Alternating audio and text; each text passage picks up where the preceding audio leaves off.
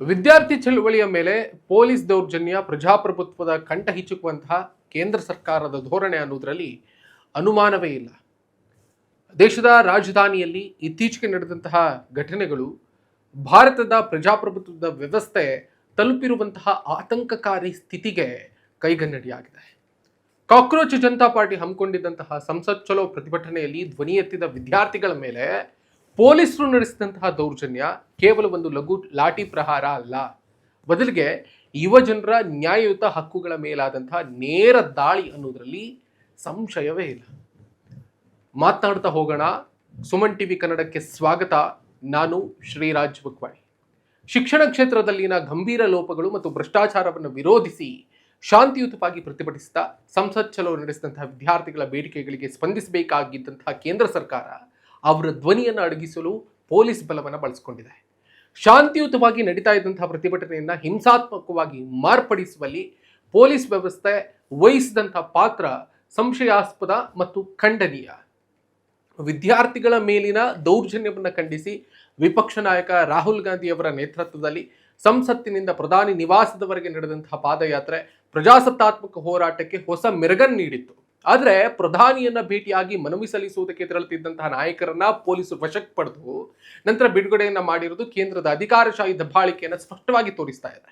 ವಿದ್ಯಾರ್ಥಿಗಳು ಮತ್ತು ಸಂಸದರ ಮೇಲೆ ದೌರ್ಜನ್ಯವನ್ನು ಖಂಡಿಸಿ ಕಪ್ಪು ಬಟ್ಟೆಯನ್ನು ಧರಿಸಿ ಸಂಸತ್ನಲ್ಲಿ ಪ್ರತಿಭಟನೆ ನಡೆಸಿದಂತಹ ಘಟನೆಯೂ ನಡೆಯಿತು. ಇಡೀ ದೇಶದಾದ್ಯಂತ ವಿದ್ಯಾರ್ಥಿಗಳ ಸಂಘಟನೆ ಪ್ರತಿಭಟನೆ ನಡೆಸ್ತಾ ಇದೆ. ಶಾಂತಿಯುತವಾಗಿ ತಮ್ಮ ಹಕ್ಕುಗಳನ್ನು ಕೇಳುವ ಪ್ರತಿಭಟನಾಕಾರರ ಮೇಲೆ ಬಲಪ್ರಯೋಗ ಮಾಡುವುದು ಪ್ರಜಾಪ್ರಭುತ್ವದ ಲಕ್ಷಣ ಅಲ್ಲ, ಅದು ಸರ್ವಾಧಿಕಾರದ ಧೋರಣೆ. ಮೌನಕ್ಕೆ ಶರಣಾದಂತಹ ಪ್ರಧಾನಿ ಮತ್ತು ಕೇಂದ್ರ ಶಿಕ್ಷಣ ಸಚಿವರ ರಾಜೀನಾಮೆಗೆ ಪಟ್ಟು ಹಿಡಿದರು ಪ್ರತಿಭಟನಾಕಾರರು. ವಿದ್ಯಾರ್ಥಿಗಳು 16 ದಿನಗಳಿಂದ ಧರಣಿಯನ್ನು ನಡೆಸ್ತಾ ಇದ್ರು. ಶಿಕ್ಷಣ ಸಚಿವ ಧರ್ಮೇಂದ್ರ ಪ್ರಧಾನ್ ಅವರ ರಾಜೀನಾಮೆಗೆ ಆಗ್ರಹಿಸ್ತಾ ಇದ್ರು. ಪ್ರಧಾನಿ ನರೇಂದ್ರ ಮೋದಿ ನೇತೃತ್ವದ ಸರ್ಕಾರ ಸಂಪೂರ್ಣವಾಗಿ ಮೌನಕ್ಕೆ ಶರಣಾಗಿದೆ.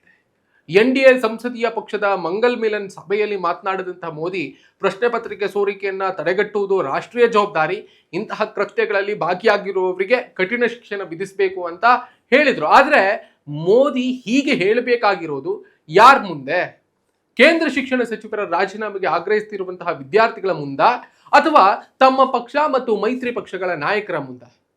ಈ ಪ್ರಶ್ನೆಗೆ ಉತ್ತರವೇ ಇಲ್ಲ.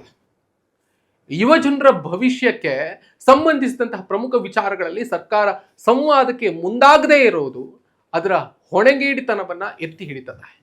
ಶಿಕ್ಷಣ ಕ್ಷೇತ್ರದಲ್ಲಿನ ವೈಫಲ್ಯಗಳ ಹೊಣೆ ಹೊತ್ತು ಧರ್ಮೇಂದ್ರ ಪ್ರಧಾನ್ ಅವರು ತಕ್ಷಣ ರಾಜೀನಾಮೆ ನೀಡಬೇಕೆಂಬ ವಿದ್ಯಾರ್ಥಿಗಳ ಪಟ್ಟು ನ್ಯಾಯಯುತ ಅಲ್ಲ ಅನ್ನೋದನ್ನ ಹೇಗೆ ಹೇಳೋದಕ್ಕೆ ಸಾಧ್ಯ ಇದೆ?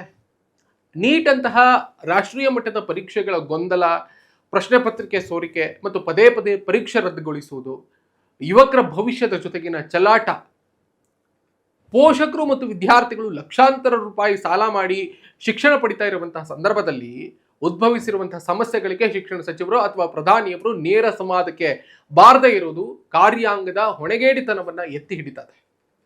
ಶಾಂತಿಯುತವಾಗಿ ಮಾರ್ಚ್ ನಡೆಸ್ತಿದ್ದಂತಹ ಅಥವಾ ಪ್ರತಿಭಟನೆಯನ್ನು ನಡೆಸ್ತಿದ್ದಂತಹ ವಿದ್ಯಾರ್ಥಿಗಳ ಮೇಲೆ ಪೊಲೀಸರು ಬಲಪ್ರಯೋಗ ಮಾಡೋದು, ಬೆದರಿಕೆ ಹಾಕೋದು, ವೇದಿಕೆಯನ್ನ ಟೆಂಟ್ಗಳನ್ನ ತೆರವುಗೊಳಿಸೋದು ಪ್ರತಿಭಟನೆಯನ್ನು ಹತೋಟಿಗೆ ತರುವಂತಹ ಮಾರ್ಗ ಅಲ್ಲ, ಬದಲಿಗೆ ಅದು ಯುವಕರ ಆಕ್ರೋಶಕ್ಕೆ ಮತ್ತಷ್ಟು ತುಪ್ಪ ಸುರಿಯುವ ಹಾಗೆ ಆಗುತ್ತೆ.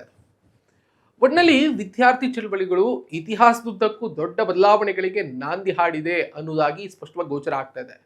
ಇನ್ನು ತಮ್ಮ ಭವಿಷ್ಯಕ್ಕಾಗಿ ರಸ್ತೆಗಿಳಿದಿರುವಂತಹ ಯುವಜನರನ್ನ ಪೊಲೀಸರ ಬಲದಿಂದ ಹತೋಟಿಗೆ ತರಲು ಸಾಧ್ಯ ಇಲ್ಲ. ಕೇಂದ್ರ ಸರ್ಕಾರ ತಕ್ಷಣವೇ ದಬ್ಬಾಳಿಕೆಯನ್ನು ನಿಲ್ಲಿಸಿ ವಿದ್ಯಾರ್ಥಿ ಒಕ್ಕೂಟಗಳ ಜೊತೆಗೆ ಮಾತುಕತೆಯನ್ನು ನಡೆಸಿ ಅವರ ಬೇಡಿಕೆಗಳನ್ನು ಈಡೇರಿಸಬೇಕಾಗಿದೆ. ಇಲ್ಲದೇ ಇದ್ರೆ ಈ ವಿದ್ಯಾರ್ಥಿಗಳ ಆಕ್ರೋಶ ದೇಶವ್ಯಾಪಿ ಸಾರ್ವಜನಿಕ ಚಳುವಳಿಯಾಗಿ ರೂಪಾಂತರಗೊಳ್ಳುವುದರಲ್ಲಿ ಯಾವುದೇ ಸಂಶಯ ಇಲ್ಲ. ಈ ಬಗ್ಗೆ ನಿಮ್ಗೆ ಏನು ಅನಿಸ್ತದೆ ಕಮೆಂಟ್ ಮಾಡಿ ತಿಳಿಸಿ. Thank you so much. ಈವರೆಗೆ ಈ ಒಂದು ಸ್ಪೆಷಲ್ ಎಕ್ಸ್ಪ್ಲೈನರ್ ಅನ್ನು ನೋಡಿರೋದಕ್ಕೆ ಮತ್ತು ಕೇಳಿರೋದಕ್ಕೆ. ನಾನು ನಿಮ್ಮಲ್ಲಿ ಒಂದು ರಿಕ್ವೆಸ್ಟ್ ಮಾಡ್ಕೊಳ್ತೀನಿ. ನೀವಿನ್ನೂ ಕೂಡ ಸುಮನ್ ಟಿವಿ ಕನ್ನಡದ ಸಬ್ಸ್ಕ್ರೈಬರ್ ಅಲ್ಲದೇ ಇದ್ರೆ ಈ ಕೂಡಲೇ ಸಬ್ಸ್ಕ್ರೈಬ್ ಮಾಡ್ಕೊಳ್ಳಿ. ಆ ಮುಖೇನವಾಗಿ ನಮ್ಮ ಎಲ್ಲ ಕಂಟೆಂಟ್ಗಳು ನಿಮ್ಮನ್ನ ಶೀಘ್ರದಲ್ಲೇ ತಲುಪುತ್ತೆ. Thank you.